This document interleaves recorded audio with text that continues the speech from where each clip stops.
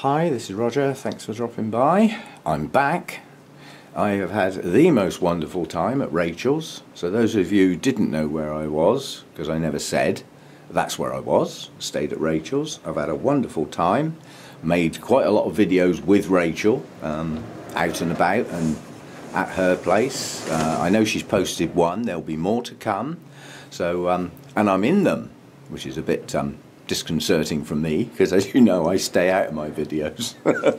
But Rachel is in her videos, and obviously I am as well, chatting away about plants and stuff. So I'll put a link to Rachel's channel if you don't know Rachel or anything, so you can get over there and have a watch and see those as they pop up.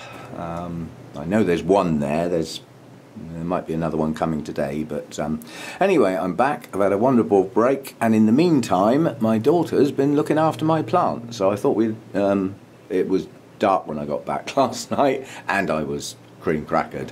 I don't know what it is about travel.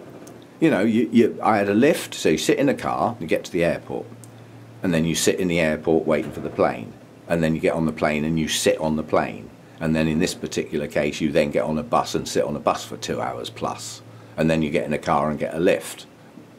And I was absolutely knackered when I got to Rachel's, and I'd done nothing all day but sit down. Something about travel that just tires you out. But yeah, I had a wonderful time there, sort of included in the family activities. We played some board games, you know, and we had meals together. It was wonderful, absolutely wonderful. And I've had a break, which is something I haven't done for a very long time. So let's see what's going on out here. The first thing I can see is my Orangus is open, so let's get that out and have a look. So as expected, 2 spikes are open. Where can I get this where it's bright? That'll do for now. And then I'll get down on my hands and knees just for you. But yeah, we've got 2 lovely spikes open here. These are small blooms, slightly reticulated on this particular Orangus. Yeah, they're attractive. And I didn't think to come out here last night because these are night fragrant. Spurs on these are quite long, but there are Orangus blooms that have got spurs like 7 or 8 inches long, especially the Darwin one. You can look that up. I'm not doing that now. But yeah, there's 3 more spikes to come on this. This is a good blooming on this Orangus, and delicate little blooms with a hint of a sort of orangey brown in there, just tinges in places. The tinges you get, because virtually all Orangus blooms are fundamentally white or a very pale green, but the tinges you can get can involve pink, oranges, fawny brown colours, and green obviously. So you can get Orangus blooms that are subtly really attractive because of those tinges, but some of them are just pure white. And as I say, they're all night scented to attract night pollinators, which in the main is moths. So they're moth pollinated. Lovely little plant. 3 spikes to come and 2 on the go. And this year I can see how long they should actually last, because last year I blew my blooms by taking it into one of the orchid societies and it promptly dumped its blooms. So we'll see how long they do last properly this year. That looks good. And what else? She said, oh, she said the Deesa opened, so that'll be over here, won't it? Oh yeah, yeah. So we've got a very late Deesa bloom. That's quite attractive. These are going to be thin on the ground next year. The 3 largest plants went in here to bloom, and they did that. Don't take the spikes off Deesa. They reabsorb the nutrients back in, so you're supposed to leave them until they're totally brown. And once the Deesa has bloomed, it will never bloom again. The plant dies off, but in the meantime it chucks up loads of new little plants. Yeah. Now those new little plants in that pot are highly unlikely to bloom next year. They're not big enough, so that pot probably won't bloom. The one at the back had 5 plants put in it that I didn't expect to bloom. I was going to grow them on ready for next year, but 2 of them did bloom, and now a 3rd one's bloomed. So in that pot of 5 there's only 2 plants left to bloom, which will bloom next year. Yeah, I think it's getting too late for them for any more spikes to come up. And then the little community pot might actually mature 1 or 2 plants to bloom. But I'm not splitting these up this autumn. They're getting left in their pots. Talking to Rachel about her Deesers, and her Deesers don't get repotted and split every year, and they do pretty good. So yeah, I'm leaving them this year. I don't think there's anything else. As I say, there are things to come down the line, mainly in the cattleya arena. A lot of cattleyas are autumn and winter bloomers anyway, on an annual cycle. I mean, some cattleyas are more vigorous and bloom twice a year, but you know, it's individuals. You have to know the individual to work that out. Of course, blowing a gale out there today. I hope the roof stays on. What else have we got? All the Vanda spikes pushed on a lot while I've been away. Buds are forming now.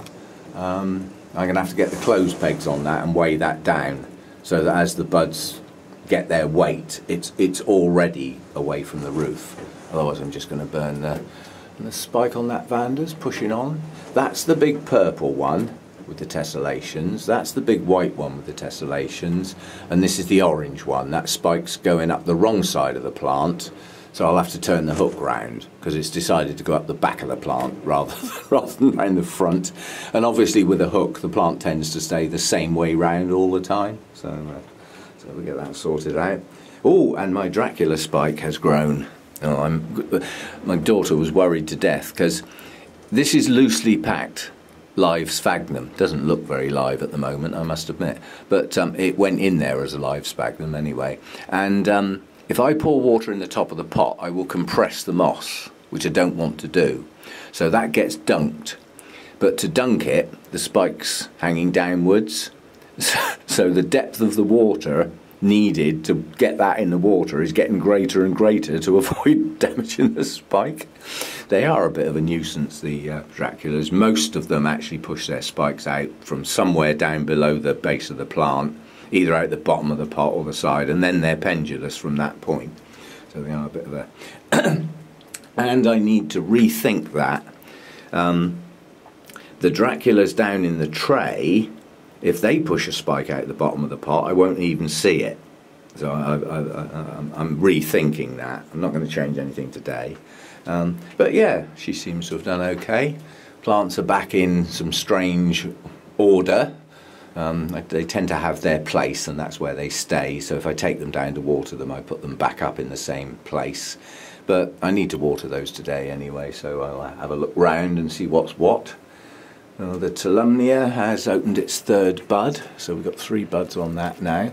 That can come down out of the roof now. It's open somewhere where I can see it, so it can come down. Woo! Just throw it on the floor, why don't you? Oh, good job these things are sturdy. It's a bit early in the day, me mucking about with orchids, but attractive blooms, and that is the 3. Capable of branching, but this is a recovering Tulumnia. It's not a strong plant yet, although those roots are getting right down in there now. And another new growth, another 2 new growths. So it's getting its strength back, and that's okay. And yeah, if you have Tulumnia blooms, as the blooms die off, don't cut the spike, because they often branch out from lower down. And sometimes they'll do it again. So, you know, don't. If the spike goes brown, it's dead. But if it stays the colour it always was, which in this case is a reddish colour, not green, then it's still alive and it may branch. And the stronger the plant, the more likely that is to happen. So yeah, so looking good. I'm going to keep this one short because I want to get something posted today because I've been away for a long time. I have quite a lot of footage from my break, so I've got some film taken in Rachel's wonderful garden. We had a visit to a botanical garden. I filmed a little bit there, so I've got some video clips to put together of my trip, but they're probably not going to get done today because I've got to take my daughter home today, so I've got a travel day today once I've watered them out because they're due.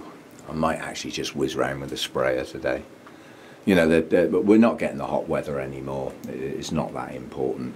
Certainly my mounts are not daily now. They're you know, 2 days and sometimes 3, but they are still getting watered and fed. And that will be the next sequence of videos that I think there's going to be a fair old bit of interest in. is taking my resting type dendrobiums, the fully resting types and the semi-resting types, from growing to that period. I don't like using the word dormancy. They are not dormant. There's stuff going on inside those plants that are forming the bud parts of the plant ready to push out late winter. So they're not totally dormant, which is why I don't stop totally watering them. So I don't want a load of dead dendrobiums. But I'm going to do that as a sequence this year. So, you know, this is how they are as they finish growing. This is how you know it's finished growing. Reducing the feed down slowly but surely as they head towards that point. Well, if you don't know what that point looks like, you don't know what you're aiming at. So I think that'll be good. And then obviously once they've stopped growing, the feed stops and the watering gently gets reduced down to, I'll call it a bare minimum. But I'm not ever going to say that I don't water my dendrobiums in the winter, because I do. Not a lot, but some. And then as we go through the winter, we'll watch them break out of their quiet period. Another little bit of knowledge, I read a beautiful cattleya book at Rachel's, because basically I get up early, as you know, and if that family don't have to get up early, they don't. Well, I'm fine with that, but it did mean, you know, sort of creeping around a bit quiet in the mornings, because I was the first one up every day. So I've had a look through this cattleya book. Two things I learnt. There are certain cattleya species that mature their growths and rest. And they do go almost dormant. And if they don't get that, the sheaths remain blind, because the sheath's there, but it isn't going to bloom for quite a long time. And during that period, it has a little bit of a rest. Now, I didn't know that. And other types of cattleyas, they have a rest anything from a couple of weeks to a couple of months, depending on the species again, after they bloom. So once the blooms are finished, it just sits there. Yeah? And if it doesn't get that rest, the next set of new growths are not as strong, and sometimes don't bloom either. Now, I didn't know all that. I mean, I haven't got many. Have I got any cattleya species? Yeah, I've got a couple dotted around, I suppose. But the book was specifically species, basically. But yeah, that's a good to know. So if you've got a cattleya species, I'm sure Rachel wouldn't mind you putting a comment, you know, and saying, I've got this cattleya species, and Roger says you've got a really good book. Is this one of the ones that needs a rest after it blooms or after it completes its growth? Because that could be the difference between getting a poor blooming and a good one, or even no blooms at all on that latest growth. So as I said, it was a very interesting read, that book. Anyway, I'll sign off for today. I've got video footage that's not been stuck together yet, which I'll get on with when I get time. It's probably going to be tomorrow. I'm just going to have a lazy day today, as I've got driving to do. And I'll see you next time. And yeah, good to be back. Bye for now.